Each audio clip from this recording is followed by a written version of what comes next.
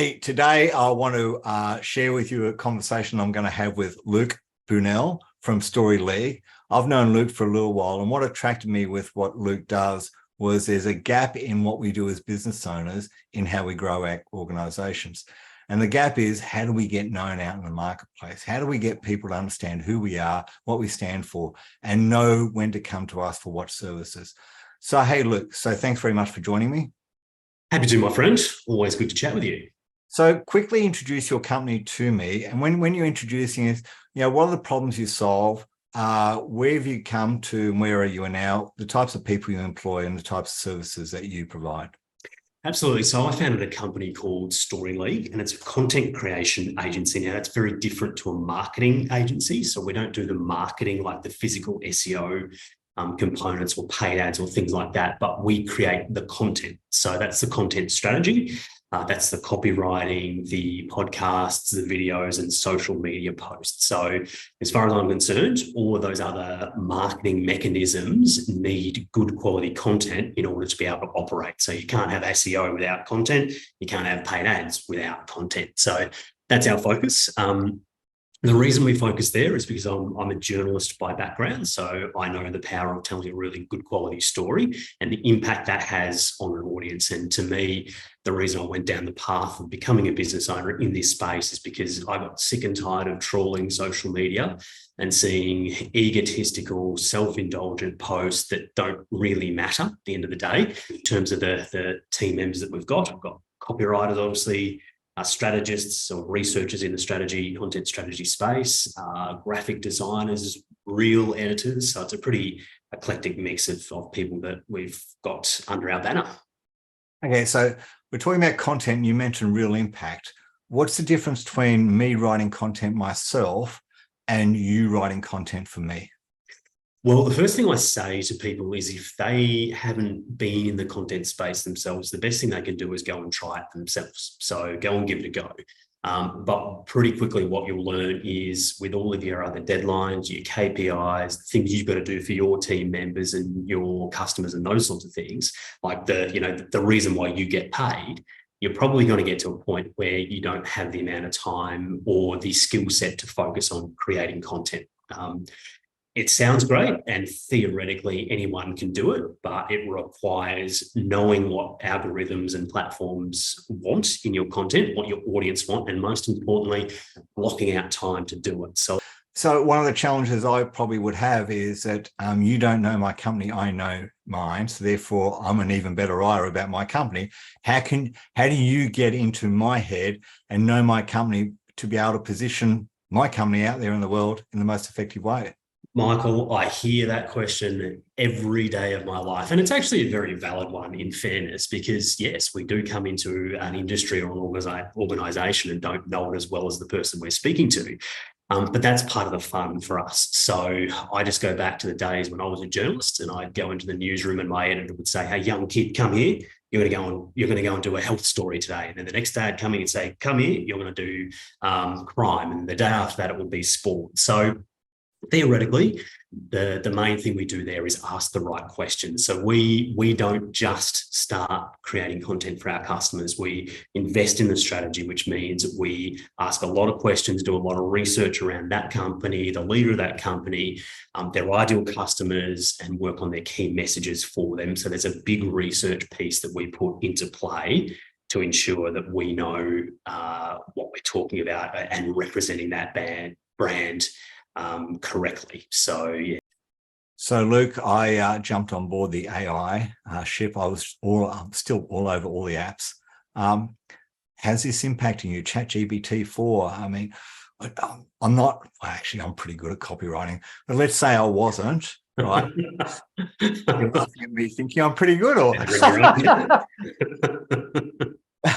but if I sucked at putting some content together, and I know some people that do that, well, why go to you now when I can just put in some questions at ChatGPT and get some pretty good content? Probably because every one of your competitors is doing the exact same thing. So it just becomes generic and bland at the end of the day.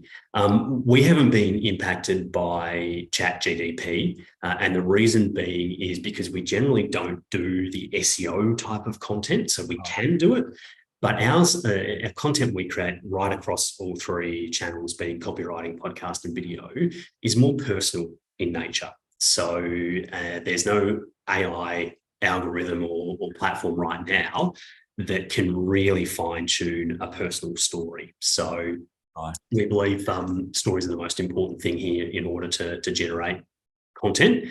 And yeah, look, as yet, it hasn't really impacted us greatly. And it also then goes back to what I was saying before. It's a matter of finding the time. It's all well and good that you've got Chat GDP there, but how do you know what information do you put in?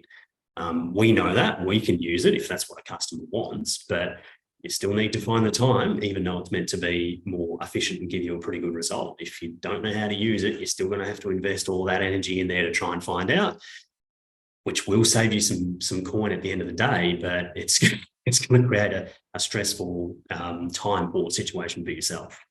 So the ideal AI would be a program that could learn about me and learn about what my deeps and darkest wants are and how to take my language and turn it into content, which Pretty much. Which we're probably not far away. But again, I've got to invest the time to train it accordingly.